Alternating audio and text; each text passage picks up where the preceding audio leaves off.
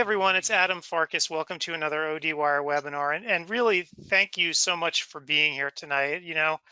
I know that things have been kind of crazy, across the country and across the world over the last couple of weeks. So it's really kind of nice to be able to come back on here into a space that we're all sort of comfortable with, right? We've been doing this for a lot of years, and it feels nice to actually get back on the air here with all of you tonight and try to get a sense of normalcy back again. And I wanted to particularly thank, before we get started, I wanted to thank Conan Medical.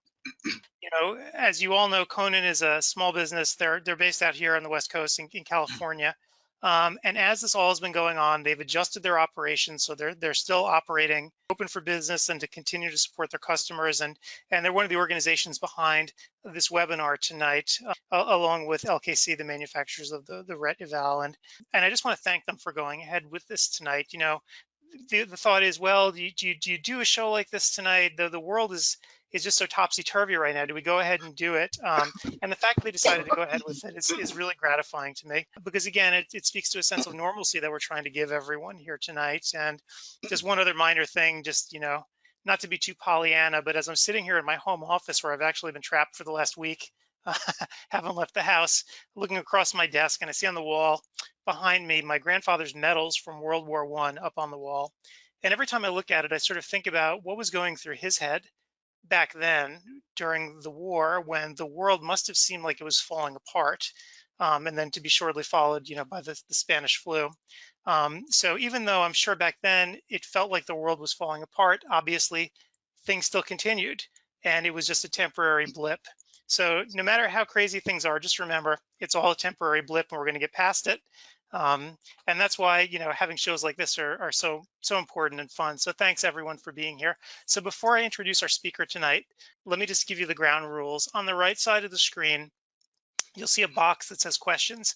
If you type a question in there, at the end of the show, once the presentation's over, I'll verbally ask our speaker tonight the questions, and then we'll have a little back and forth and a Q&A. So feel free to ask whatever you want in that question box. So with all that said, I'd like to introduce our speaker tonight. So Dr. Craig Thomas, I think, is well known to just about everyone who's here tonight. He's a private practitioner. He's been in practice for over 30 years in Dallas. And what's really special about Craig is that he keeps on the cutting edge for his patients. He always keeps up with the latest science and the latest technologies that are made available. And tonight, he's going to talk to us all about how he's added ERG and VEP testing to his practice, and how you can do it too. We're going to discuss the clinical aspects and even some of the practice management aspects of it. So with that said, why don't I turn it over to Craig? So Craig, thanks so much for being here tonight. You're welcome. You're welcome. Thanks for having me. All right, good evening, everybody.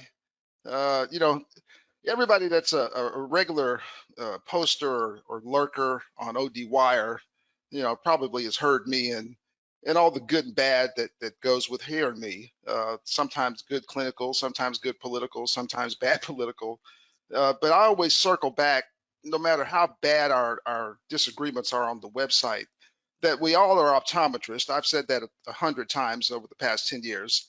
And just like when people are against us, when we have fights with ophthalmology and all of our other adversaries, we're all in it together. That's why I always said optometrists are my friends. I said, when I'm attacked, when my livelihood is in jeopardy, when my profession is being challenged, when my integrity, my credibility is being challenged for no reason, the people that are standing next to me are optometrists. And it's always been that way. I've been practicing 36 years. It's always been that way, and it's probably, hopefully, always going to be that way. So we're all in this weird time together. It is pretty weird. I got to tell you, I've never seen anything like this in 36 years. We are under shelter in place here in Dallas, Texas, and we started sheltering in place yesterday. Everybody knows that I stay pretty busy. I saw 3 patients today, urgent patients, essential care. I think that's the term. I saw 7 yesterday. I have 2 scheduled for tomorrow, and we're closing Friday. So I mean, to go from slamming and bamming and all of the stuff that I used to do every day and have fun, and to what we've got right now, it's quite a change. And I guess the only solace is I'm not alone. So I want to welcome everybody here, because we are in this together. And the concept I'd like to have going forward, trying to be positive, because I am positive. In my 36 years, even though I've never seen anything like this, I don't expect this to last. And I base that on my 36 years. My experience counts for something, and I don't think this is going to last. I'm hoping it's going to be a month or two, maybe. I'm hoping. I don't think it's going to be a week or two. We're all looking for a long dry spell, is what I'm afraid of. We all have different situations and we can deal with it differently. Most of us are going to get through it okay. A few of us may not, but we'll come out on the end. I don't know, happier or stronger or any of that stuff, but we'll come out on the end, and we'll get back to seeing patients, and we're going to be practicing optometrists just like we all were 2 or 3 weeks ago. This is not going to last. What I'd like everybody to try to concentrate on is how are we going to practice once we all start practicing again? There's people listening tonight that are not practicing just like me. Okay, I'm not going to practice for 2 or 3 weeks. Okay, it's fine. If I can't practice for a month, I'm not going to be happy about it. But I can't control it. But I'm going to be practicing again, and I'm going to be practicing this summer. I'm going to be practicing. So what I'd like to do is, as we go forward, and we're talking about how do you want to practice on the other side? How do you want to practice post outbreak? Do you want to try to differentiate yourself? Do you want to try to be special? Do you want to get ultra competitive? Do you want to try to take advantage of guys and ladies that have been wounded by this? I don't want to be mercenary, but they're just like the restaurants and everything else. There'll be a few people that may not survive this ordeal, and those patients are going to have to go somewhere. And they may be looking for someone with some advanced technology, and I'm telling you, it might make a difference. So let's get into it, okay? Let's talk about going with the electrodiagnostic flow after we get out of this outbreak, okay? So we put signs on the door. We posted new hours. We're open 9 to 4 now instead of crack of dawn till nightfall, and so we call it the outbreak hours. That's we got our outbreak hours. So we're going to get out of this outbreak and go with the electrodiagnostic flow. That's what we're going to do. So we're going to primarily talk about some electroretinography. And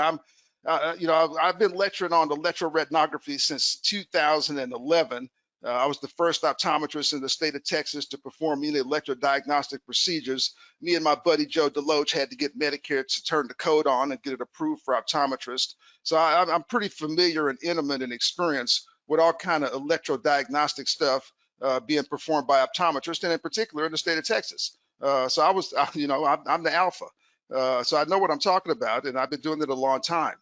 In the beginning, when we started talking about electrodiagnostics, and I would always start my lectures with this kind of joke. Y'all know I'm kind of funny sometimes, and I would say, I am now a clinical neurophysiologist. And I would strut around and poke my chest out and kind of, you know how it could be. And I was like, yeah, my mom was so proud of me. She's got an optometrist and a clinical neurophysiologist all in one. And she's so proud. And when you start performing this testing in your optometric practice, in addition to being an optometrist, you're going to turn yourself into a clinical neurophysiologist. And what you're trying to do is the things you see on the slide. I'm not going to read slides to you. Y'all can read while I'm talking. You see the two things, what we're doing here with the ERG. It's getting the loss of retinal function and trying to differentiate or distinguish between the retinal and optic nerve lesions. That's the big thing. And the big thing on the newer technologies that we're getting ready to talk about, like this handheld RETeval device, is all the different protocols, the different test protocols that you can do with this very small device, different than the earlier first generation. I consider this technology second generation technology. That's how I look at it. So this is what I'm talking about. This thing is so cool. I've had mine for about 3 years. I got to tell you, y'all know how I am. Again, I hate to say it, but I'm like a kid at Toys R Us. I've got every machine that you could get, everything that'll generate a code. I've got it in here. I'm on my third electrodiagnostic device. Okay, this thing is the bomb. You see how cool it looks. It's real small, portable, handheld. You go from room to room with it. It is really, really slick, really slick. So it's called RETeval. And let me go back real fast. So you see the RETeval. And when I first started doing electrodiagnostic stuff, back in 2011, 2012, we were doing mostly PERGs, the pattern electroretinogram, primarily for glaucoma indications, glaucoma suspects, stuff like that. And so the PERG was the primary ERG that we used to do, or that I used to do. And this light adapted, these flicker and flash ERGs, that was not something that I was into in the beginning of my electrodiagnostic journey. As the technologies evolved and we're into second generation technology, now you've got stuff with more testing protocols. So again, you've got multiple ERG protocols and some VEP stuff. We'll talk about it just a little bit. This is mostly an ERG kind of presentation, but this handheld device will do both tests. It'll do an ERG and a VEP, one back to back without unhooking them or new electrodes or anything. It is so cool. It is really slick. So let's keep going. So the big thing now that there's two big things. I don't know if one's bigger than the other. The first big thing is what's called the photopic negative response. That's kind of a new thing. It's new in the literature. It's been out. The information talking about this has been out, 3, 4, 5 years. I started looking at stuff back in 2010, 2011, 2012, and I don't remember seeing this photopic negative response thing until just a few years ago. And you see my reference article is dated 2018. I always try to keep current with stuff. I mean, these are the ICEF articles, the protocols. I mean, this is modern, real science. It's not just me making it up. It's not Conan trying to sell machines. This is from the guys that make up all the rules. So this photopic negative response is a new thing where it provides information about the innermost retinal layers, the function of the innermost retinal layers, the ganglion cells and their axons. So we're gonna, you got to kind of get that term in your head, photopic negative response. Okay. Now, in addition to that photopic negative response, the more traditional, if you could say traditional, about a device that's only a few years old, but the initial testing that we did mostly with this device was these flicker tests and these flash ERGs.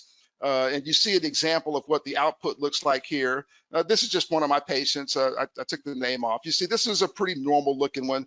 Everything is color coded. Green is good, red is bad, yellow suspicious. So even without, I can't give you a lesson really on interpretation in this short time frame, but you see everything is green. So without knowing what you're looking at, hey, green is good, red is bad.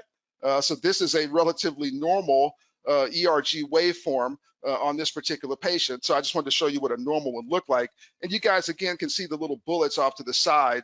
When we're doing a test like this, I want to get information about these cone bipolar cells. You go back, that's why I put this slide up here, a little bit of retinal anatomy and neuroanatomy kind of coming into play, all the layers of the retina forming these retinal cortical pathways going through the visual pathways of the brain back to the visual cortex. You gotta feel that neuroanatomy a little tiny bit for all this stuff to kind of fold in and make sense. So I just wanted to give that little review there. And we all had an electrodiagnostic class. This is a nationwide lecture, so I can't harp on going to U of H, but anybody that went to University of Houston, we were down there in the dungeon with Dr. Walters, hooking up people and sticking contacts in their eyes with wires in them and taking 3 hours to do a test. It was outrageous. It was comical. And while we were doing it, it was so ridiculous that while we were learning about electrodiagnostic technology, everybody looked at each other and realized that we would never be doing this again for the rest of our lives. And then once we got out of this room, once we got out of the dungeon at U of H, we would never touch a piece of electrodiagnostic technology again. And that's exactly what happened until 2011. I got out of school in 1983. Okay, so we've moved up a notch here. So I digress. Let's keep going. So you see what the flicker and the flash testing is based on, and the parts of the retina that you're evaluating with this test. So that kind of just hopefully a refresher for those of us that remember all of our electrodiagnostics. So again, just a picture of the device being used. So again, the device is called the RETeval. You see it there. It's made by this company called LKC. They seem to know what they're doing. It's real lightweight. It's not heavy. It's got a real short test time. From the time that you start washing the lady's face with a lid scrub and putting them little electrode strips on there and holding the thing up and saying, look at the light, until you're finished and putting it up on my computer screen, it's like 5 minutes. I mean, it's incredible. You know, I kind of would tell people 10 minutes start to finish, but 10 minutes is 5 minutes to me talking, and then 5 minutes of the technician doing the work. So the test time is 5 minutes, you know, kind of start to finish, just getting the thing set up and telling the patient what's going on. You know, you might have a 10-minute run, but actually the technician time doing it and displaying the info, it's 5 minutes. There's absolutely no discomfort. And you see the little electrode strip there, you know, without me doing any kind of comparative analysis, these just suffice it to say, these strips are less expensive than competitive strips. So I'll just leave it at that. So this thing's not real expensive to use. So this is what it looks like when it's being used, real quick, real easy. Okay, so now let's keep going. Let's get into to some meat and potatoes here. Okay, so let's talk about some cases. You know, the best way to learn to me is just talking about real patients being treated by a real optometrist that's practicing modern optometry and still working in 2020. Okay, that's the best information. So that's what you get ready to get. So this guy here is, and this is, you know, with new stuff. So I'm talking about this new device. You know, it's new if you don't have one. I mean, I've had mine 3 years. You know, so I'm talking about this new device. So to introduce it and kind of show you what it does and what it's capable of, I think it's best to just use a demonstration case as opposed to some case where you got to really figure stuff out and you're you know, really scratching your head and got to have the patient come back 3 or 4 times to make a decision. Okay, we're not going to do none of that. So this is a demonstration case. This is like we're in 5th grade and you're the science fair judge and somebody made a volcano out of vinegar and baking soda. Okay, we demonstrate a known physical property. Okay, we're not really experimenting. So this ain't no experiment. I'm just going to show you how everything blends together and how it works and the value of it. You know, why you would want to do it and what does it add to the mix? You know, why would you be adding ERG technology to your practice? Okay, let me show you why. So this guy here, this is one of my regular guys. I got 1,000 of them. They just keep coming in. I don't know what it is. So this guy comes in, and he's 61 years old now. I saw him 2 weeks ago. You'll see the printouts in a moment. So I saw this guy. He comes in for regular, I think it was a 6-month glaucoma check. I couldn't remember. But I saw him 2 weeks ago, and we had already started talking, me and Adam Farkas, about doing this webinar. And I never want to repeat stuff. I always want to use new stuff no matter what. Every presentation is different. So as soon as he said, hey, man, let's do this webinar. Okay, I'm thinking, okay, he's telling me Monday, let's do the webinar. So on Tuesday, I'm like, okay, what patient can I find to do the webinar on? I don't want any, you know, I'm trying to get some fresh blood. So this guy was like the first guy there after I decided to do the webinar. And of course, he was perfect. You'll see why in a moment. So you got a 61-year-old guy. He's 61 now. I first saw this guy 8 years ago. So he was 53 then. He's like a -6. He works at UPS and he wears contacts. You know, he unload the trucks and all that stuff. He don't like wearing glasses. And when he came in for his first visit back 8 years ago, his pressures were 18 in the right eye and 31 in the left. And for any of us listening tonight, that would be sufficient to raise some level of suspicion. Excuse me. And you would think that the guy either is developing glaucoma or has glaucoma. Excuse me. So that's certainly what I thought. And I, you know, I mean, y'all know me. I mean, you know, I never met a glaucoma I didn't like. So I'm thinking this guy has glaucoma. And I performed a series of diagnostic tests. And I determined that he actually did indeed have glaucoma. We don't have the time for me to review all that stuff and go back to the beginning 8 years ago and start flashing stuff. But I did want to show you a couple of things. Here's an OCT retinal image of this patient in 2016. So this is several years after I had initiated treatment. He was kind of spotty with his compliance. You know, he'd come in, you know, pressure would be 22, 23 in that bad left eye. You know, and I'd had him as high as 37, 38 sometimes when he wouldn't use his drops. So this is what he looked like in 2016. Kind of interesting on this OCT printout, and this will all blend in together in here in just a moment. You can see, you know, kind of this is a Cirrus 400 OCT. I bought it new. I mean, it's a really cool machine. I mean, I like it. There's nothing wrong with it. You know, it's wrapped up in bubble wrap in my garage right now. But last year, when this guy came in, in 2016, that was my primary OCT, and I made all my decisions based on it, and I had no problem with it. You can see the deep cups, you can see the statistical analysis. You know, this guy has glaucoma. Okay, so you see what it looks like there in 2016. So he comes back, he's a good patient, he comes every 6 months pretty much. So when he comes back, I've got this brand new, I've had it now 2 years. I've got this OptoView, AngioView, the OCTA with the angiography, and it is superior technology. It is simply superior. I circled the date here so we can see that I am discussing current patients with current information and current technology. So this guy was here on March the 10th. That's when I obtained this scan. It's 2 weeks ago. It's 2 weeks ago, okay? You see the statistical analysis. It doesn't look terrible. It's not like he's going blind. This is a combination printout where you get the optic nerve head analysis, retinal nerve fiber layer analysis. You get your Tisnet curve profile over here. And you've got ganglion cell analysis, not the full deal. I'm just trying to save space and not have 3 or 4 slides. But you see this little tongue of atrophy kind of scooting in on the ganglion cell analysis complex printout. That's kind of interesting, and look how it's symmetrical. So here, you know, we've got an OCT from, you know, almost 4 years ago. Here you've got an OCT from 2 weeks ago. To me, you know, pretty symmetrical on the ganglion cell, and you know, the left eye showing a little bit more damage on the nerve fiber right here. You see it's in the red code. So, you know, it's showing that the left eye is a little tiny bit worse, but not a big difference, not a whole lot. And remember, when I first saw this guy, excuse me, he had extreme asymmetry. You know, like one eye's 18, the other eye's 31. Okay, I mean, that's extreme asymmetry. To me, a 99.5% chance of having glaucoma when you present like that. And clearly, you know, the condition is starting in the left eye before it crosses over and goes to the right eye. So I've got my OCT scans on this guy, and I'm an optometrist. I'm a regular optometrist. I'm just like everybody listening. Okay, the next test almost always is going to be a threshold visual field. You know, when you've got a patient that you either think has glaucoma or that you know has glaucoma. So again, I did a visual field on the guy. You see the date up here at the top, 3/10/2020. So it's all done on the same day. You see the visual field, the left eye.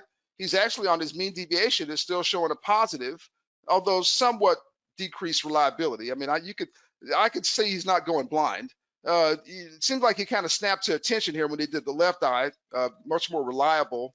But you see on the left eye, you've got your glaucoma hemifield test showing within normal limits. So again, no severe damage. But here, your mean deviation, this minus 0.41 decibels, compared to here, a plus number, I would say that that's clinically significant asymmetry, where one eye is a positive number on the mean deviation and the decibels and the others are negative. It's not a big difference, but it's different. And it correlates with the initial presentation with the left eye having a much, much higher intraocular pressure. So again, I already know this guy has glaucoma. You know, I'm performing diagnostic testing on him, not to see if he has glaucoma. I'm trying to see, is it changing? Is it getting worse? Are we under good control? Are we under borderline control? Or is the glaucoma uncontrolled? And I need to make a decision and change his treatment program. So that's what I'm doing here. I'm gathering information to try to see, is this patient glaucoma under good control, borderline control, or uncontrolled? I've got to make that differentiation and that assessment. And I use these tests to make that decision.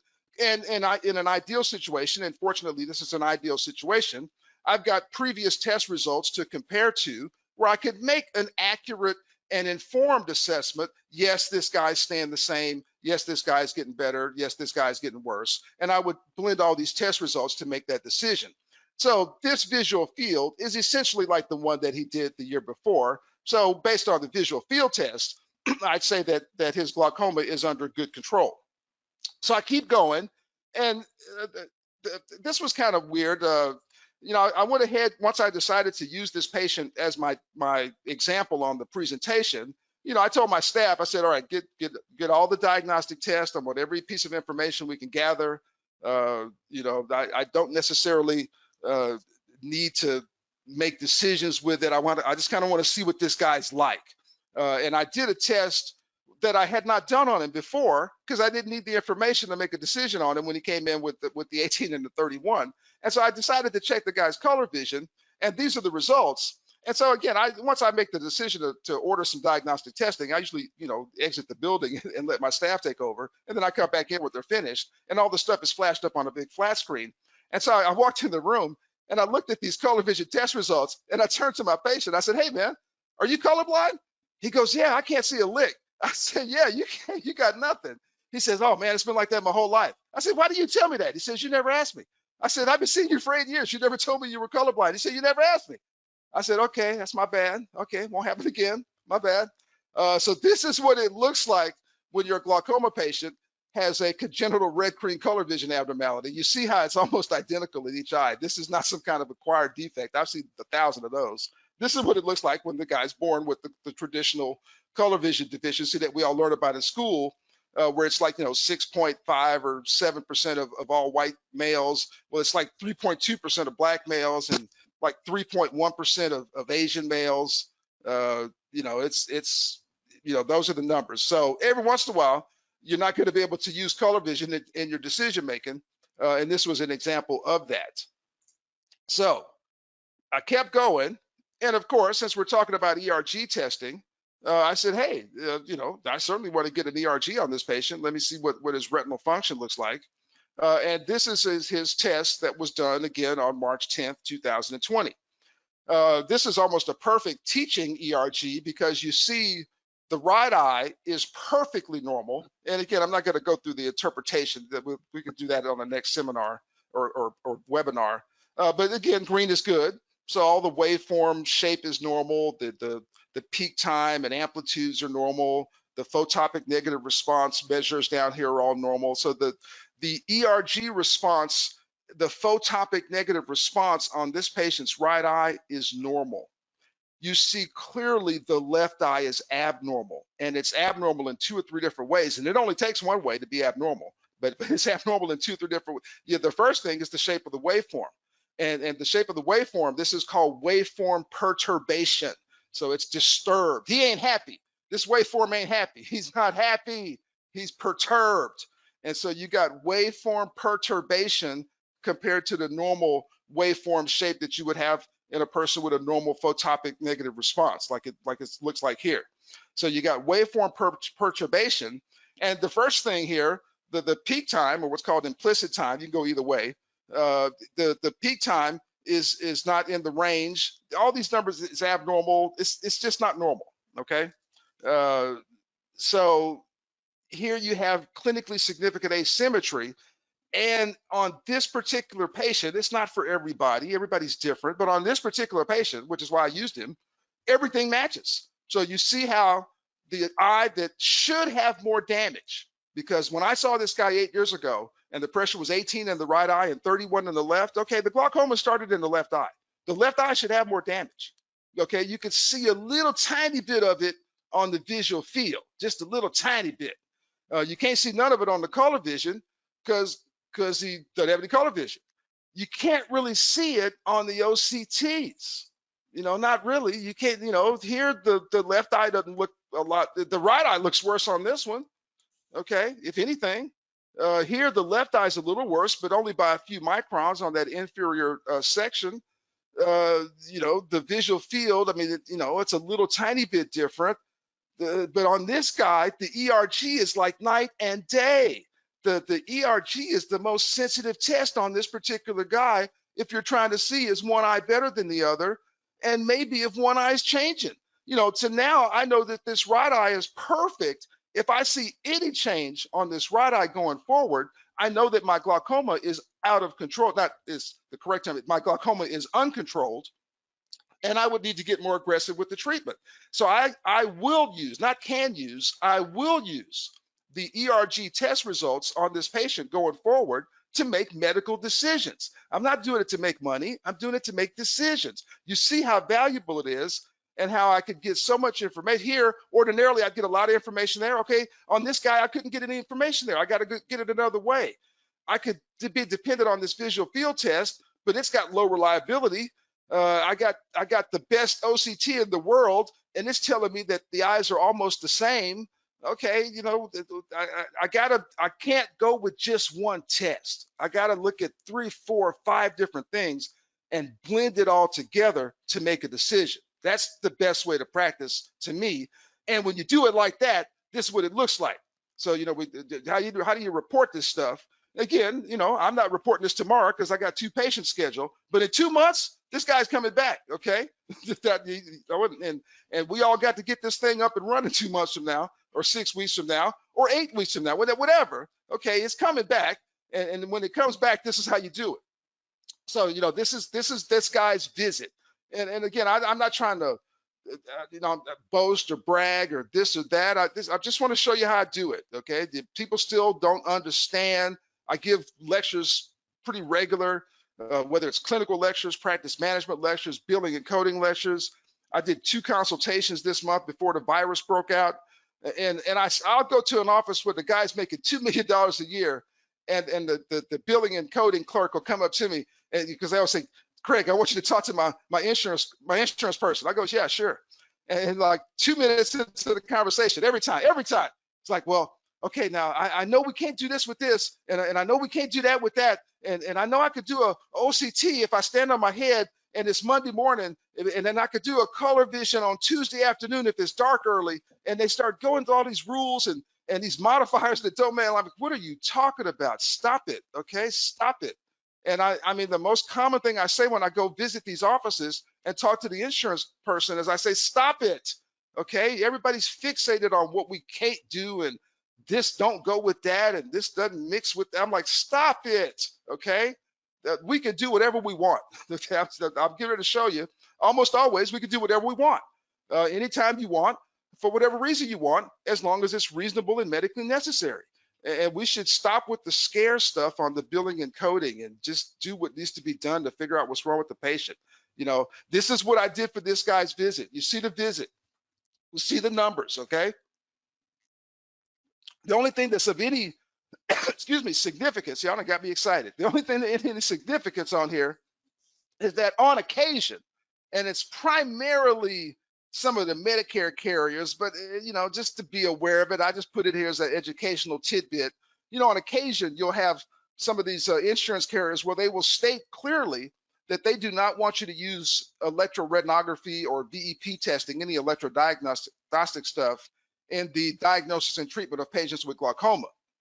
It's a lot of room for abuse. Guys have messed it up, doing 1,000 scans a year. You know, so the insurance companies got tired of paying for it, and they put a bunch of rules on it the past 2-3 years. And so they say, hey, you know, you don't need to use an ERG to determine if a guy has glaucoma. All right, well, if that particular insurance company says that, and some do, some don't, you have to check your own local rules. This is a nationwide, you know, presentation. But I went ahead and, excuse me, I checked Texas's rules, and in Texas, you would do it like this, where if they say, you know, if you look up the LCD for electroretinography, and if it says, hey, we don't want you to use this stuff for glaucoma, okay, then don't.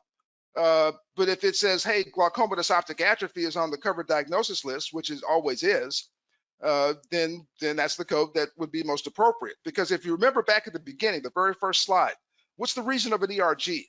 So you're trying to see, is there a loss of retinal function, number one, and if there's a loss of function, is the function primarily in the retina or is it primarily in optic nerve? So if you got a person that can't see right or has got an abnormal OCT or whatever, some kind of optic atrophy, is it optic atrophy caused by glaucoma or is it optic atrophy caused by something else? You know, that's where you got to play doctor and figure that out. So, you know, this particular one, this is how you would report the service. Let's keep going. We're doing good. All right, number 2. Here we are, number two. I want to talk about some subclinical diabetic retinopathy. Y'all know that's a big thing with me. I've been talking about this for a couple of years. People are going to start learning eventually. I've got some people that's been learning, you know, but we got to keep going. And still people don't understand this stuff. It's like the insurance clerks don't understand how to file optometric services, and they're making it harder than it needs to be. We still got a bunch of optometrists not understanding this subclinical diabetic retinopathy thing. Okay, so we're gonna talk about that. So what you got with the subclinical diabetic retinopathy is basically retinopathy you cannot see with an ophthalmoscope. That's the basic definition of it. Okay, so you look inside, you dilate them up, you're trying to see if there's something wrong with them, and you don't see nothing. They look fine. Okay, they look fine. So that's it, but they're not fine. There's something wrong with them. You just haven't looked the right way.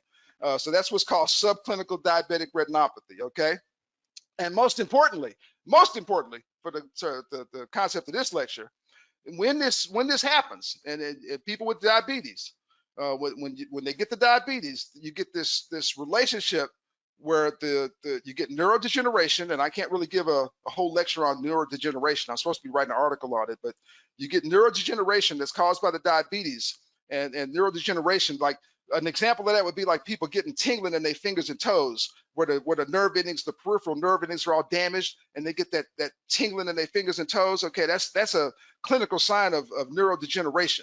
So if you got peripheral neurodegeneration, you probably got you some central neurodegeneration up in your brain and your optic nerve and your retina. So they kind of go together. So I always kind of broach the subject with my patients like that. So anybody that's got tingling in their fingers and toes because of their diabetes, man, they absolutely got some subclinical retinal neurodegeneration, whether they look normal or not. I'm working on that premise going forward. So let's jump into the subclinical diabetic retinopathy. So here's patient number 2. This is another, again, always my real patients. So this is a picture of this guy in 2016. So 58-year-old black guy, he's diabetic. I'm sorry, he's a person with diabetes. He is a person with diabetes. He is not diabetic. So he's a person with diabetes, and he treats it with oral meds. And he's a knucklehead. He's not even trying. I mean, this guy's big as a house. He's got, you can put a beer can on his stomach. It's that kind of thing. So he probably weighed about 280, 285, maybe 5'11". I said, "Are you exercising?" He just laughed at me. I said, "I'm serious." He said, "No, I don't exercise." Okay, all right, since you're serious. So he's one of those kind of patients. I said, "Can you see okay?" He says, "I see fine." I'm here because my medical doctor makes me come once a year. I'm like, okay, all right, I'll take care of you. So I had, if you look at him, you see in this 2016 picture, if you go way up here at the top, right above the macula, see the little 3 yellow dots, the little tiny exudate. Okay, so to me, he had some mild non-proliferative diabetic retinopathy that I detected with ophthalmoscopy back in 2016, and I took a picture of it. Okay, y'all see it there. Now, what's most important on this guy, besides his fundus looking pretty normal, is that he had 20/25 best corrected vision. So I could not get him to 20/20, and really not a good 20/25. And I didn't see any real corneal opacity and lenticular loss of transparency. He looked fine, So I'm thinking, hey, how come this guy can't see? So you know how I practice optometry. I go head first. Feet first, head first, both feet. Fist, I got a fist up. I am doing a functional vision assessment on this patient, and I'm gonna figure out how come he can't see.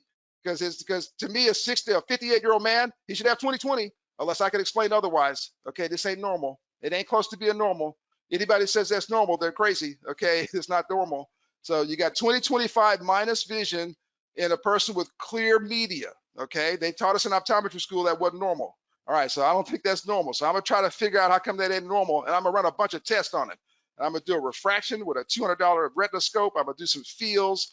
I had the RETeval here back in 2017. So this wasn't a 2000. All this stuff is in 2017, where this first image was 2016. So you see this guy's ERG findings back in 2017. You got a real normal waveform. You got normal implicit times. This was a normal thing. Slight color vision defect. Some kind of goofy visual fields, kind of non-specific. So I told him, hey, I got some normal test results and some abnormal test results. I don't think we need to treat anything. There's no local treatment for this. We're not going to give you a shot, no anti-VEGF, no steroids, no Pred Forte, none of that. Okay, the treatment is to get healthier. You big person, and that's what I tried to tell him. And again, he wasn't hearing it. He didn't want to hear it. And it was really frustrating. I remember the guy's funny, and I was like, "Hey, man, you're killing yourself." He's like, my daddy died when he was 60. I'm already ahead of that." I'm like, "Okay, that's a bad attitude." So this guy was hard to try to motivate, but I did the best I could. So you see these little bullets here talking about this neurodegenerative form of the disease. So when you get this retinal neurodegeneration. It's a loss of the ganglion cell, the nerve fiber layer, the photoreceptors, and it's called RDN, retinal diabetic neuropathy. Okay, that's a new thing, but it's not really new. It's been around about 8-9 years. So retinal diabetic neuropathy. That's like when you got the tingling in your fingers and your toes, except it's in your retina. So this is the workup I did on the guy back then. Now let's fast forward. Okay, why are we talking about this guy? So here we are, same guy. This is last summer, so 2019. So you see, I took some nice pictures here. Took these pictures with that Nexi robotic camera. You just hit a button and step away. It's step away from the vehicle. It's pretty cool. So you see, pretty decent images. You see no obvious retinopathy. There's certainly no vasculopathy like microaneurysms, dot blot hemorrhages. There's no vascular beading. You don't see nothing. There's no areas of obvious ischemia. No areas of obvious edema. And the guy had the same best corrected 20/25 minus acuity in each eye on this visit in 2019 last year. So this is what he looked like. And if this guy was in your office, I would submit that every optometrist listening here tonight would fill out the little forms that they make us fill out, and you would check off the very top box where it says no apparent retinopathy. That's what you would check off. You would say, this little yellow thing here, I wouldn't call that nothing. So I'd say no apparent retinopathy. All right, so I know that this guy has some problems because he can't see clear, and I've already done a workup on him. So I know what's wrong with him. And again, this is a demonstration kind of thing. So here is what retinal diabetic neuropathy looks like on an OCT scan of the macula. And so you see the retina is too thin. The mechanism is theorized that the retina is ischemic, so you got poor blood flow. As the old people would say, you got post-circulation. They got post-circulation. So the poor blood flow just messes up the tissue, and the tissue starts to die. And as the tissue dies, it shrinks, it goes down, and so the retina is not as thick. And so what you see is retinal thinning, significant thinning of the nerve fiber layer. And on a Cirrus 400 OCT, it looks like this, and it looks like this, okay? Now, on this particular day last summer, this was before I wrapped up this bad boy in bubble wrap and put it in the garage. I actually had both OCTs sitting in the same room side by side, and I acquired images on this patient on the same day side by side. That's why I kind of use this guy because ordinarily I would use somebody I saw last week, but this guy where I happen to have the OCT scans from two different technologies on the same day, I thought that was pretty cool. So here's what it looks like on that OptoView AngioView OCT. And so here the thinning is represented by this dark purple. So this is too thin. You see the shape is kind of okay. You've got some vitreomacular adhesion right there. That's not clinically significant. So the foveal depression and everything is still there. Both eyes. So on a first glance, it would look like it's okay. Well, that's okay. There's nothing wrong with that guy. But if you look at it real close, you can see like this hump is a little higher than that one, and same thing here. But the most important thing is just look at the numbers and the colors, and the retina's too thin. So this is retinal diabetic neuropathy. The guy's retina is messed up because of his diabetes that he's had for 20 years that he won't take care of. Now, I've documented the retina's too thin. Since I went ahead and put this slide in here just for educational purposes, anybody that's getting ready to buy a new OCT, and I think you ought to buy OCT if you don't have one. If you got an old one, get a new one. This angiography is the bomb, okay? I mean, it's like top of the line. You just can't imagine how practicing optometry is different when you've got access to information like this at your fingertips when you're trying to figure out if somebody got something wrong with them. It's just night and day.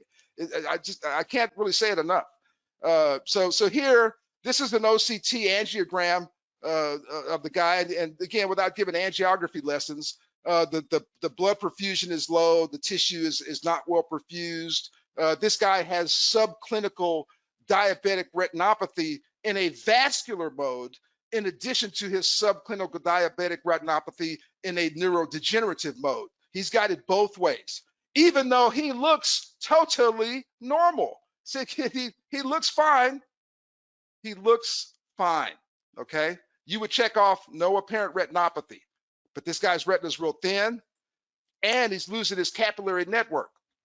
Okay, lots of problems there. So he's got lots of structural damage. I wonder if he has any functional loss of vision associated with the structural damage that I just detected with my OCT scans. And on this particular patient, the answer is yes. And you see here, again, everything's in red. Without an interpretation, you can see that it's not normal. The amplitude is low. The waveforms are very shallow. And for this guy in particular, where I've got, if we go back to 2017, these test results are for this patient. So this is this patient's ERG scan in May of 2017. And here, and just again, just look at the height of the peaks, the shape of the waveform, the implicit time, 32 milliseconds. I think that one's 33 milliseconds. And then you fast forward to a guy whose retina looks exactly the same with ophthalmoscopy, and who's telling you as soon as you ask him that he ain't even trying to stay healthy. He's almost trying to kill himself. He just don't care. And 2 years later, look how much worse his retinal function is based on this ERG testing. It's incredible. And it's not that the machine is variable. I've had this thing 3 years. I've done over 1,000 of them. The machine is repeatable. You know, it's repeatable. I've done enough of them to say it's repeatable. You know, most of the time on most people. I don't think that I did a good one 2 years ago and then I did a bad one last summer. His stuff changed. So this ERG test picked up a decrease in visual function before the patient noticed it, before it manifested as decreased visual acuity. So this test in this patient is a more sensitive measure of visual function than visual acuity. I kept going like I always do. I did my color vision test, and his color vision, and you see the little factoids there about people with diabetes and loss of color vision. It's really striking. It's almost a coronavirus kind of coverage. If you have diabetes, if you have it long enough, man, it starts to affect your color vision. You just got to have technology sensitive enough to pick it up. You can't be doing no color plates or pulling out some dots with a D15 test. I mean, that's not going to show nothing. You got to have some modern, sophisticated, computer-assisted cone contrast color vision testing to see if your patient has a loss of color vision in the early stages. Again, if we're waiting on a D15 or some plates to see if the patient's color vision is normal, it's like wiggling fingers trying to do confrontation fields as opposed to a threshold visual field test. Okay, they're both tests, but you know, they're not the same. So this particular patient has a slight decrease in color vision on the right eye. And interestingly, if you go back, you know, just I saw this when I was preparing it, and I thought it was kind of interesting. When I go back to his first workup, and this is his color vision on that right eye back in 2017, look how it's exactly the same. It almost looks exactly the same. So this test is repeatable, and his color vision didn't get worse. His visual acuity didn't get worse. His retinal appearance did not get worse. His ERG test results got worse because he's getting worse. And that's simply the first test that indicates it. And I told the guy, I said, hey, man, you're getting worse. You know, you got to wake up and act right, or you're going to keep getting worse. And he says, I'll think about it. And I'm like, okay, I'll see you in 6 months. You know, you can't make people do stuff. So what I did, you know, here's my decision making. I talked to him about the whole shebang: diet, exercise, medicine. I do nutritional supplementation for people with diabetes. We use the diabetes vision support formula vitamins to try to strengthen the integrity of the blood vessel walls. I showed him all these pictures. You know, I got the big flat screen on the wall. I'm popping all this stuff up. I did the best I could. Okay, best I could. And then I reported the services. Here's how I reported the services. So this guy, he had hurt his back or something. He was on Medicare. So he, you know, regular exam. You see the visual field, OCT, color vision, electroretinography. I've had some people that would say, well, how come you didn't bill for fundus photography? Because the pictures were normal. There's nothing to take a picture of. So it's not medically necessary to take a picture of a fundus that looks normal. So in this particular patient, the OCT was much more diagnostic. 100 times more information, and was the appropriate test to report. Again, there was no way to ethically or legally report fundus photography. You see the diagnosis codes for a person that has retinal diabetic neuropathy, where the retina's messed up from diabetes, but it looks normal. Okay, there's a code for that. It's called diabetic retinopathy unspecified, E11319. I mean, I use it all the time. It generates most of the testing. You've got to kind of pick it up either with your OCT or doing functional tests, but that's the code. This particular, and you see how I had to change the code. Again, I changed the code so I could get paid, but I'm not breaking any rules. I'm not breaking the law. It's not unethical. So I looked up our Medicare carrier here in Texas, Novitas. I looked up the LCD, the local coverage determination for OCT retinal imaging. Well, because they don't understand the science, they do not have unspecified diabetic retinopathy listed as a covered code. It's an oversight on their part. Maybe we'll fix it next year, but right now that code's not in there. Well, if you look at the OCT scans, clearly they demonstrate optic atrophy. It's not primary optic atrophy, like somebody born with a bad nerve. It's all white when you look in there. So it's an acquired partial optic atrophy, and the code does not demand that you determine the etiology. It just demands that you determine that there's optic atrophy. The OCT scan clearly showed there's optic atrophy, the loss of the retinal nerve fiber layer, the retinal thinning. So that code is appropriate, ethical, and the best code to use if you want to get paid and do it properly. The color vision, if the results are abnormal, I always report the abnormality where it's an acquired color vision deficiency. If the results are normal, and you can report the test if the results are normal, I would simply use the unspecified diabetic retinopathy code, like I did on the ERG test.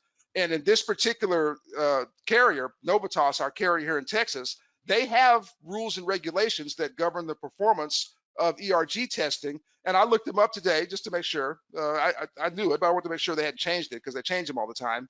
And as of today, the unspecified diabetic retinopathy is a covered diagnosis code that will generate an ERG for our Medicare carrier here in Texas, and probably most people's Medicare carriers too.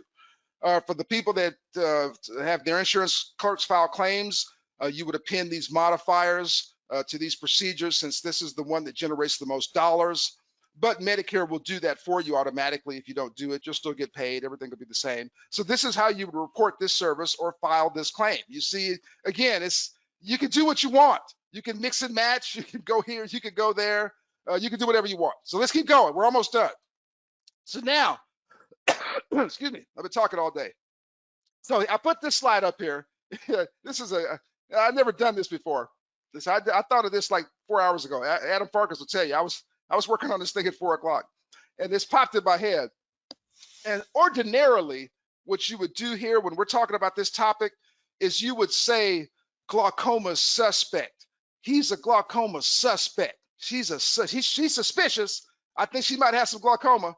Okay, the raging glaucoma is coming. So ordinarily, traditionally, most of the time, when we're talking about patients in this category, we're talking about glaucoma suspect. I think they got glaucoma. I kind of want to change that narrative a little bit. This just popped in my head. See what y'all think.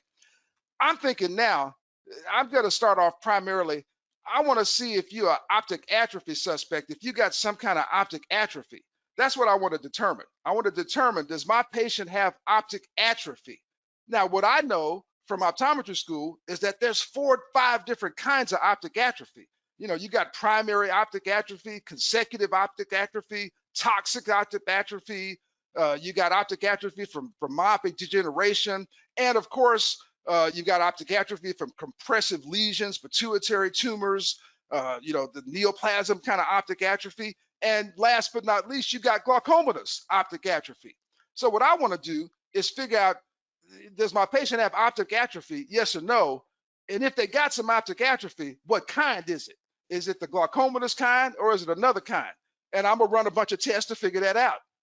So, think about it. We've gone all these glaucoma lectures where they teach us, don't fixate on the pressure. Don't worry about the pressure. Glaucoma is a disease of the optic nerve. It is a neuropathy. Glaucomatous optic neuropathy is the term. If you look at the definition, got nothing to do with intraocular pressure. A skilled, modern, trained optometrist is supposed to be able to pick up an ophthalmoscope, look in the person's eye, examine the optic nerve head, and make some basic assessment. Does this person have optic atrophy, yes or no? That's what we're supposed to be able to do. Well, we all know that for most of us, the trigger is pressure when we're trying to figure out if somebody has glaucoma. But the more experience I've got, and I'm real experienced, I got pretty good at looking at somebody's nerve and seeing if the thing looks normal or not. And if it don't look normal, I start ordering a bunch of tests. So, excuse me, I don't need the pressure to be 25 to initiate a workup on a glaucoma suspect, because there's almost no such thing. He's an optic atrophy suspect, and I'll figure out what kind of optic atrophy is maybe on the second or third visit. Okay, that's the way I'm looking at it now. And I look at it like that a little bit because of the reporting of the services and trying to make a living, take care of my patients, acquire expensive advanced technology, and stay in the rules. Okay, you got to blend all that together. So a person that, we'll say glaucoma suspect just because we're used to saying it. So let's say you got a person that's a glaucoma suspect, and you make the assessment. Let's say it's not based on pressure. You just look in there and the nerve looks funny, and you say, hey man, your nerve looks funny. You might be getting glaucoma. Okay, I've done that in my career. I've done it more than once or twice. And you see the 5 pictures I put down here to play Jedi mind trick on you. Of course, every one of those optic nerve heads is glaucomatous, and every one of those patients has glaucoma. Okay, and you see they all look different. So I just did that to mess with you. Okay, so here you would do your exam. You see on the left-hand margin, the eye exam, the OCT, and so on. To me, that's a standard workup if I think someone has optic atrophy.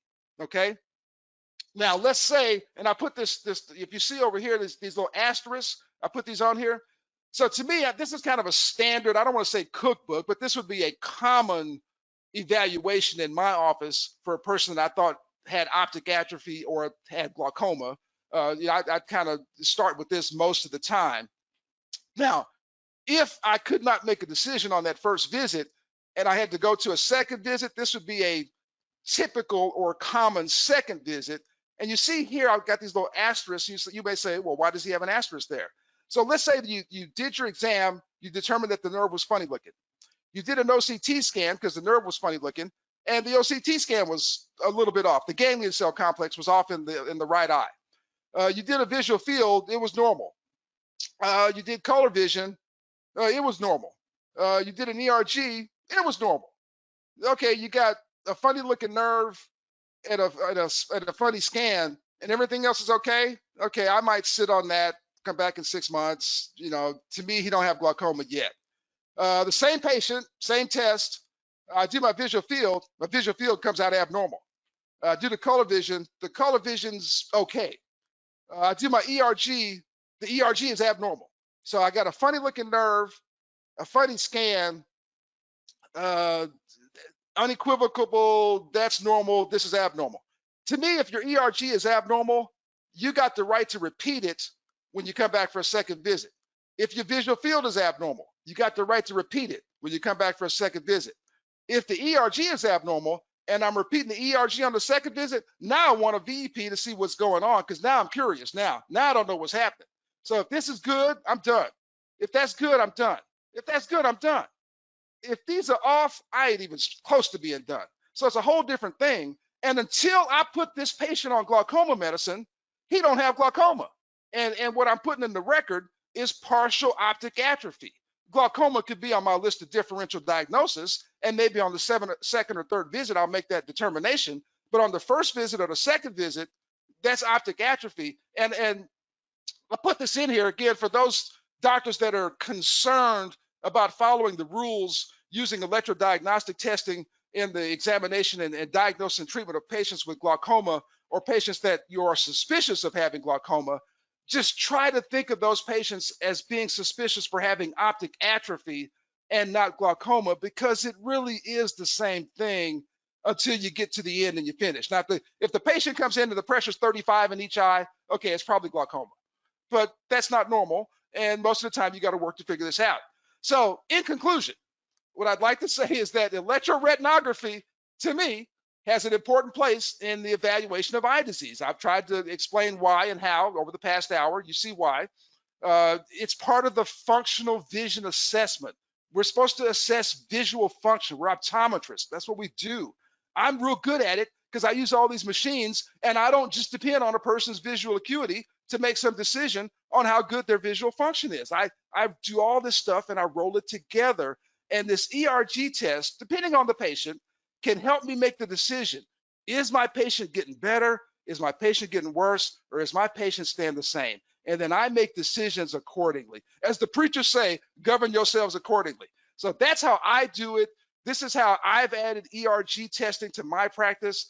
The handheld device makes it so easy. And once we all start working again in a few weeks, man, if you want to differentiate your practice, add this technology. If you've got first generation electrodiagnostics, man, upgrade to second generation. I think the government's getting ready to hand us some loan money that we don't have to pay back. I'm gonna try to see if there's any machine I need right now. I'm getting ready to go get one of these don't pay back loans, and I'm gonna give me some of that stuff. That's what I'm gonna do. So thanks everybody for listening. I know I've talked hard. My voice is kind of hoarse. I've been talking all day, but I enjoyed giving this information out. I'm glad you guys took the time to listen tonight. I think we're going to hang around for a couple of minutes if anybody's got any questions. Adam's going to facilitate, and I will stand by. And for those guys that have to bug out or don't ask questions, I'll see you on ODwire in the days coming forward. All right. Well, Craig, thank you so much for this. That was really great. And we do have a few questions, so we have a few minutes here so we can answer some of them. The first question, which, and I don't know if you know off the top of your head, the approximate price of the RETeval? They 17, 18,000, approximate. It changes depending on show specials and whether you get more than one device or not. If you buy like more than one thing, if you get like a RETeval and a color vision testing unit, then the price goes down. I do know that. But I'd start with around 16, 17, 18,000, something like that. I don't care about the price. All I care about the return on investment. The more appropriate question, without me being disrespectful, is how many tests do you need to do a month to pay for the machine? To me, if you do 1 or 2 patients a week, you're paying for the machine. In a return on investment mode, I simply ask doctors, how many visual field tests did you do last year? A busy doctor may say I did 200. Well, if you evaluated a patient's visual function 200 times with a threshold visual field, how many times could you evaluate the patient's visual function with an ERG? 200, 190, 180, 150? Those numbers are going to be similar if you understand how to do this stuff and how to get the maximum value out of your technology. So you wouldn't have a practice where you would do 200 visual field tests and 38 ERGs. If you did 200 visual field tests, you do 175 ERGs. Right. At the reimbursement rate that I just posted up on those slides, guys can put the pencil to it and see if that's a positive return on investment from a price point of view. So don't look at the dollars of acquisition, like the dollar to buy the thing, unless you're just going to buy it and write a check or put it on a credit card. I always look at stuff the way I get my machines, and I got a bunch of them. Okay, I don't buy them, I lease them, and I just look at the payment, man. If the payment's $400 a month, can I get $400 a month on this technology? Yes or no? Well, for me, usually the answer is yes, because again, especially with this one, because the reimbursement's so high. Again, 1 to 2 patients a week. You're making money. So the first goal is, can I get this technology and not lose money? If the answer is yes, I think you should get the technology. So that's a long answer on the price, but that's how I look at it. Right, and you were actually pretty close to the price. 17,250 is the official answer that I'm getting right now for the price of the device. Okay. And question here, billing and coding question. I know you love these. So is the ERG or VEP exclusionary? Is it exclusionary on the same day as an OCT or dilated fundus exam, et cetera? Is it exclusionary? That's an excellent question, and the answer is no. There's no bundles. no exclusions. You can do an ERG and the VEP on the same day, and that's why I commented on that, because on occasion, it's not common, but maybe 1 out of 15 ERGs, I'll do an ERG and a VEP right back to back, where I don't even unhook the patient. We just go right to it, because I want the information. Right, So you certainly can report them both on the same day, and there's no exclusions at all. right. Interesting question. I don't know if this has happened to you or not. Question is, have you ever missed diagnosing glaucoma without using the ERG? Say that again. Have you ever missed a glaucoma before and then you use the ERG and you're like, oh, okay, this is what's going on? Um, I don't know. I'd have to ponder that. I don't think so. Usually me missing glaucoma is just missing it right at the beginning, where I didn't recognize the appearance of the nerve head. And I've actually posted a case on that on ODwire, where I admitted my culpability. So it's usually not running enough tests. It's usually just not being perceptive enough in the beginning to order the test. Once I start ordering tests, I usually go A to Z. That's why I want people to see that.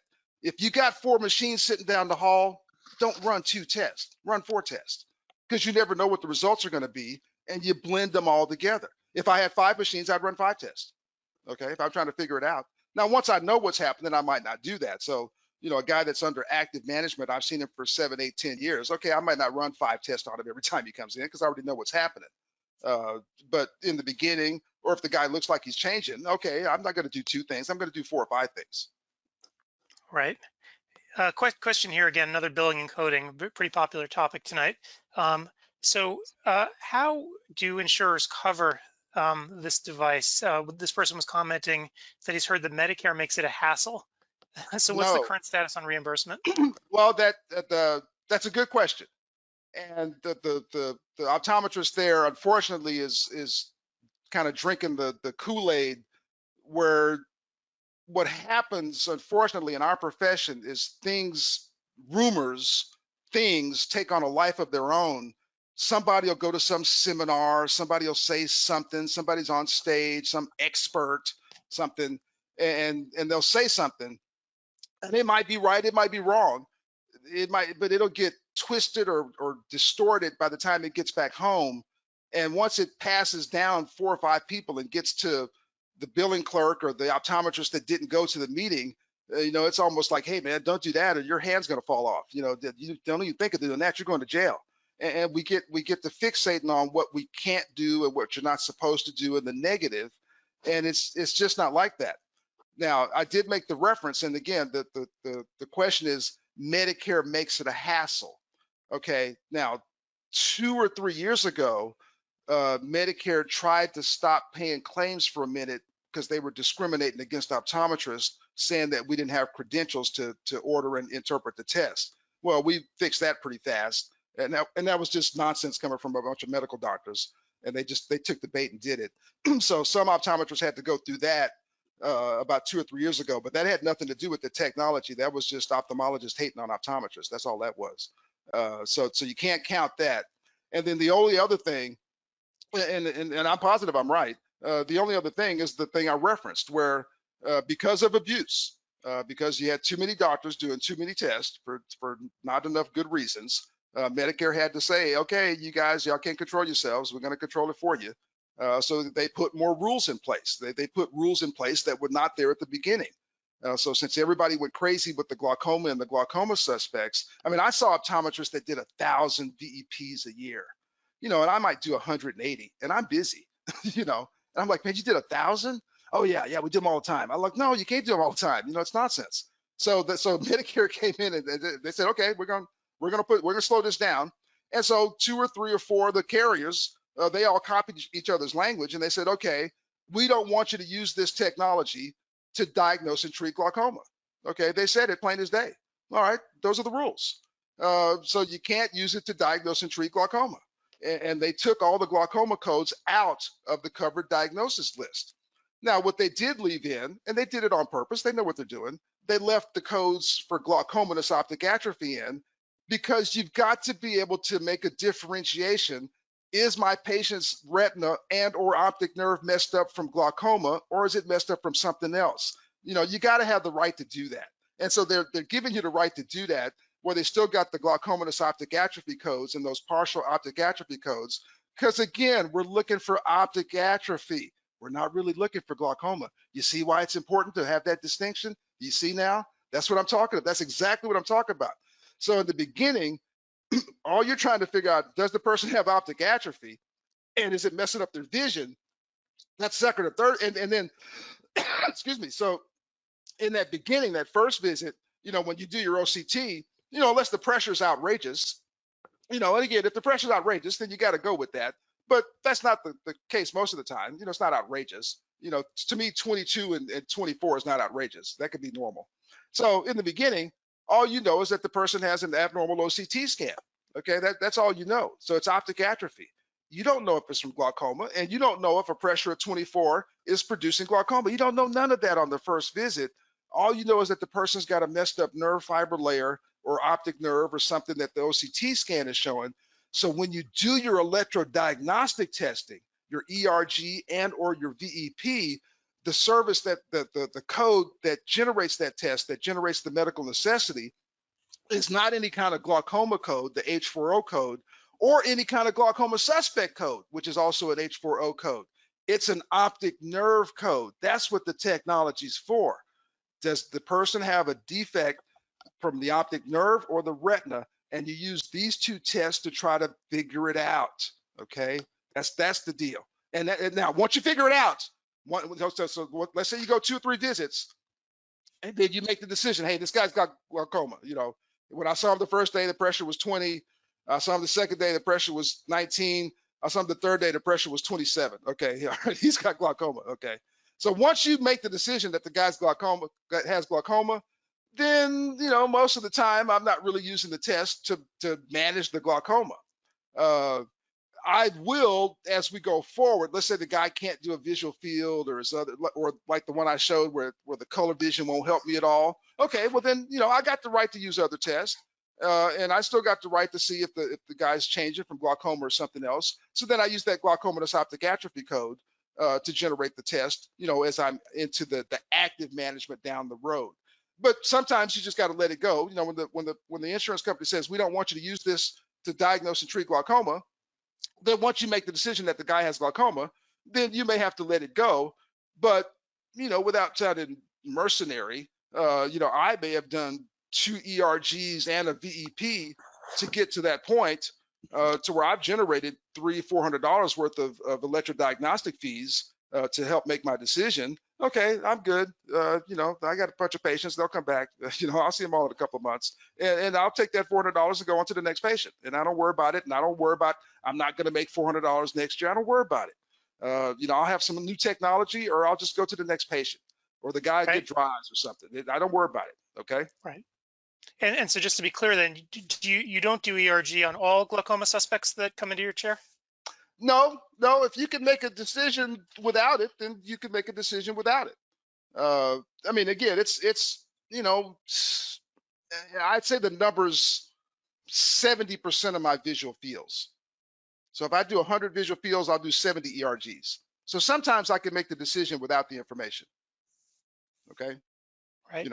I still go by the step by step. I'll start with a visual field because that's standard of care. And, and if let's say that if I did a visual field and one eye's got this humongous superior arcuate scotoma and the other eye does not, okay, I may be done. Okay, I may do 2 tests and call it a day. Okay, this guy's got moderate glaucoma, right eye. Get on these drops. I'll see you in 3 weeks. And I'm done. So it's not. So there's no everything on everybody. Everybody's different. But I will say that last year, between me and my 2 associates, we did over 500 ERG tests in this practice. So it's a test that we do often. Right. So interesting question here again, more billing and coding.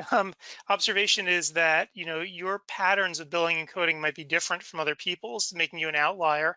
Have you found that you've been audited based on this? Yes. And how did that go? I'm still here. I am absolutely an outlier. Me and many other optometrists, we seem to know each other and run together. because we all go through the same stuff. I've lost count of the letters I've received from Blue Cross threatening me with removal from the panel because of the way I practice. And usually I just have to talk to someone that's reasonable and just tell them, hey, we do more than sell glasses and contacts here. People with eye disease actually walk through the doors, and this is what we do. And once they hear it properly, it has been enough, and they'd say, okay, fine. But it's happened 4 or 5 times. They're the worst. Blue Cross is the worst. Right. It's happened with Aetna. Uh, it's happened. Blue Cross is the worst with that stuff. Right. So, some other interesting questions here. You mentioned you sometimes do ERG and VEP back to back. Don't you need to use 2 different hookup points between the two, one on the back of the head? Not with this device. Hmm. See? No, back to back, boom, boom. Okay, I said it on purpose. You don't have to hook them up again. Okay, just one right after the other. Right. How long does it actually take to hook someone up? I saw that picture, the first one you put up early in the lecture with the. I mean, you wipe their cheeks down with a lid scrub to get the oil off, so you get the best contact. Peel the little strips on to give the patient instructions, which is basically look at the light, hook the thing up with a little electrode clip, and go boom boom. I mean, it's pretty quick. you know, And that's it. I did a 10-month-old infant last week.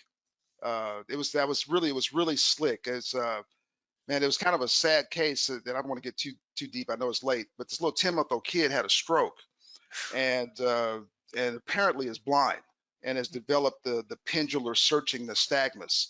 And he'd been to 3 eye doctors, the pediatric ophthalmologist, and one doctor said he was blind, and one doctor said he could see color and shape and stuff. Then he went to the low vision clinic here in Dallas, and they evaluated him, and the low vision optometrist said he had some vision. And so they were just kind of just lost and confused. And they called my office 3 weeks ago and says, hey, can you do a VEP test on an infant? I go, sure, if he's breathing, bring him in, we'll give it a shot. And I said, what's going on? And I actually got on the phone. They told me what's happening. I'm like, yeah, bring him down. And so it was a little sad. The mother was there, the grandmother was there. The other grandmother was on the phone during the whole exam. We were all talking together in the room. It was kind of fun. The kid was cool. He was a cool little kid, 10 months old. He's cute as a bug. But this kid was blind. I mean, I'm telling you, I was shining a floodlight at him. He didn't bat an eye. I was waving my hand in front of him. I mean, nothing, no blink, no reaction, no nothing. It was spooky. I was like, hey, this is not good. I think this kid's blind. And he'd had a CT scan that showed a bunch of visual cortex damage, and it looked like he had cortical blindness from the stroke. Like total, like no light perception. So we finally were able to get it. It took about, I mean, I stayed in the room with him, to kind of comfort the mother, and my staff member had never done a 10-month-old infant. So I stayed in there with him while they did it. And then we got one eye that was okay, where we got kind of a waveform. I mean, it was hard. But I asked the lady, because, it wasn't my regular patient, my regular demographic. And when I looked on the computer, I saw that she lived about 50 miles away, maybe 60 up north. And I like, ma'am, without me sounding stupid, how'd you find me down here? I mean, you a long way from home. You drove past like 700 eye doctors to get here. She goes, well, I looked up VEP testing and your name came up first. I go, no way. She goes, way. I go, really? She goes, yeah, it came up on your website that you do VEP testing. I go, yeah, well, we do. She says, well, you were the only one that came up on the search, so I decided it was worth driving down here, so here we are. I go, okay. And this kid had 2 vitreous hemorrhages from the stroke. And so I did an exam, B scans on both eyes, and a VEP on this 10-month-old baby. And, I'm not trying to talk about the money, but that was a good visit, that was a good visit, especially nowadays, how did I open this lecture? We got to get ready to start working again. And you may have to go at it a different way. And adding this ERG and VEP testing, it may help recover. I'm telling you, it makes a difference. Right. So we're almost out of time, but I have a tidbit here, and I don't think I mentioned it before. So Conan is, you mentioned those low interest, no interest loans that the government might be giving out, but in lieu of that, Conan actually says that they have a special right now, financing equipment with no payments and no interest for 6 months when Wow. you're ready to consider purchasing equipment again. So again, just sort of keep that back in your mind. I think, companies like Conan are trying to help get everyone back on track again. And that's unprecedented to me. 6 months without spending any money. Because it's going to take us a month, maybe 6 weeks, I think, to ramp back up. There's hopefully there's guys listening, ladies listening, where they're not under the, shelter in place or cease and desist and all that kind of stuff. There's parts of the country that are still kind of sort of okay. And and if you're in that part of the country, I mean, just move forward. Uh, Right. for those of us that are kind of stuck for a minute, we're just going to be stuck for a minute. To me, if you got a bunch of money or your credit's good, man, I would start buying stuff and fixing up the office and doing all kind of stuff and just getting ready. People they're not going anywhere. It ain't like people are just falling off the earth. They're all going to be back.